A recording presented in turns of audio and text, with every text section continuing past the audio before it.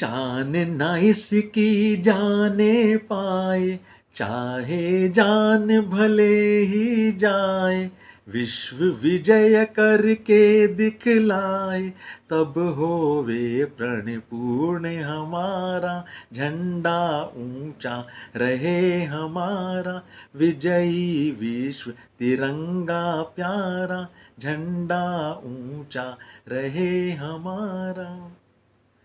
नमस्कार दोस्तों, आज से ठीक 6 दिन पहले हमने अपनी स्वतंत्रता की 76वीं वर्षगांठ या ये कहें कि 77वां स्वतंत्रता दिवस मनाया। इससे पहले पूरे 1 साल तक हम आज़ादी का अमृत महोत्सव मना रहे थे। पिछले वर्ष और इस वर्ष सरकार द्वारा हर घर तिरंगा का आह्वान किया गया। 15 अगस्त को राष्ट्रीय ध्वज चारों ओर लहराते फहराते दिखे। बड़ा ही मनोरम दृश्य था। जैसा कि हम जानते हैं कि आज़ादी के 55 वर्ष बाद तक भी नागरिकों को अपने निजी भवनों पर राष्ट्रीय ध्वज फहराने की अनुमति नहीं थी। हमारे देश के एक प्रसिद्ध उद्योगपति Jindal steel and power limited के चेयरमैन, ओपी जिंदल यूनिवर्सिटी के चांसलर और कुरुक्षेत्र लोकसभा सीट से 2 बार सांसद रहे श्री नवीन जिंदल जी, जो अक्सर चर्चा में रहते हैं, अभी कुछ दिन पहले भी चर्चा में थे। उनकी पढ़ाई यूएस में हुई। वहाँ उन्होंने वहाँ के नागरिकों को अपना राष्ट्रीय ध्वज लहराते फहराते देखा।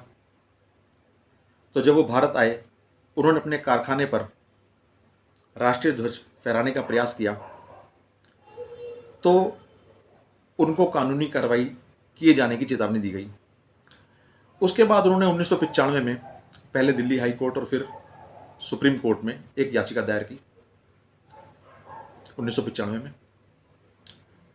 और 7 साल की लड़ाई के बाद सन 2002 में माननीय सुप्रीम कोर्ट द्वारा आदेश आया, फैसला हुआ, जिसमें उन्होंने भारतीय संविधान की धारा 19(1)(a) के अनुसार राष्ट्रीय ध्वज फहराने को नागरिकों का मौलिक अधिकार माना। इसी फैसले को आधार मानते हुए भारत सरकार ने राष्ट्रीय ध्वज संहिता में संशोधन करते हुए नागरिकों को अपने निजी भवनों पर राष्ट्रीय ध्वज फहराने की अनुमति दी। इसके बाद राष्ट्रीय ध्वज संहिता में संशोधन करते हुए 2009 में सूर्योदय से सूर्यास्त तक की बाध्यता खत्म करते हुए रात्रि में भी राष्ट्रीय ध्वज फहराए जाने की अनुमति प्रदान की गई।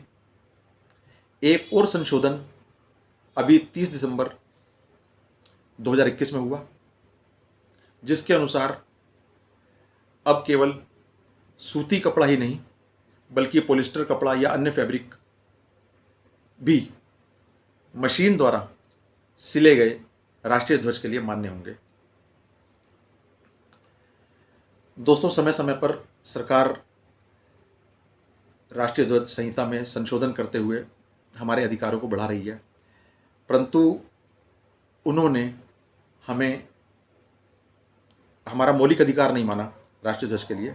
इसलिए इसको फहराए जाने के लिए कुछ नियम भी हैं जिन्हें हमें जानना आवश्यक है। गूगल पर देखेंगे, मिल जाएंगे। आज 6 दिन हो गए हैं। आज भी मैंने देखा बहुत सारे घरों में अभी तक राष्ट्रीय ध्वज लगे हुए हैं। पिछले वर्ष भी कई महीनों तक लोगों के घरों पर राष्ट्रीय ध्वज लगे रहे, जो मैले कुचैले होते रहे, फटते रहे, रस्सी ढीली होने के बाद झुकते रहे। बल्कि अभी 2 दिन पहले ही मेरे घर के पास ही एक राष्ट्रीय ध्वज झुका हुआ था, तो मैंने उनको टोक कर उतरवाया। दोस्तों, राष्ट्रीय ध्वज अपने घर पर फहराना कोई फैशन शो नहीं है कि लगाया और सेल्फी ली बस, या ये कोई शौक पूरा करने की चीज़ नहीं है। राष्ट्रीय ध्वज संहिता के अनुसार राष्ट्रीय ध्वज का अनादर करना या नियमों का उल्लंघन करना एक आपराधिक दंडनीय मतलब एक दंडनीय अपराध है या नहीं, या उसमें क्या सजा है, यह दूसरा विषय है। पहला विषय है हमारी संवेदनशीलता, हमारा अपने राष्ट्र के प्रति प्रेम, राष्ट्रीय ध्वज के प्रति हमारे हृदय में सम्मान। यदि हम यह नहीं कर सकते तो हमें कोई अधिकार नहीं है राष्ट्रीय ध्वज अपने घर पर फहराने का। राष्ट्रीय ध्वज फहराए जाने के बाद 15 अगस्त की शाम या 16 अगस्त, ज़्यादा से ज़्यादा 16 अगस्त की शाम तक हमें इसे उतार लेना चाहिए। यदि पहले दिन नहीं उतार पाए तो इसका निरादर नहीं होने देना चाहिए। इसकी प्रतीक्षा नहीं करनी चाहिए कि मैला होता रहे, कुचैला होता रहे, फट जाए, झुक जाए। उससे पहले ही साफ़ सुथरा उतार कर सम्मानपूर्वक इसे रख लेना चाहिए। लोग सेल्फी लेते हैं, बहुत सारे लोगों ने, अधिकतर लोगों ने तो शायद सेल्फी लेने के साथ साथ राष्ट्रीय ध्वज लगाने के बाद जय हिंद कहते हुए उसको सैल्यूट भी नहीं किया होगा। राष्ट्रीय ध्वज का सम्मान करें, बस यही कहना चाहता था। और एक बात, परसों हमारे चंद्रयान 3 का लैंडर विक्रम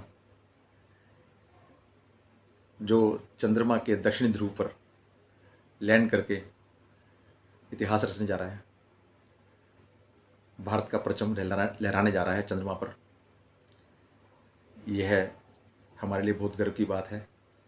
हमें प्रार्थना करनी चाहिए कि चंद्रमा के दक्षिण ध्रुव पर परचम लहराने वाले देश भारत ही पहला देश बने, क्योंकि अभी तक किसी भी देश ने का यह प्रयास सफल नहीं हुआ है। और एक बार फिर से मैं यही कहना चाहूँगा कि राष्ट्रीय ध्वज का सम्मान करें। सुनने के लिए, देखने के लिए धन्यवाद। नमस्कार।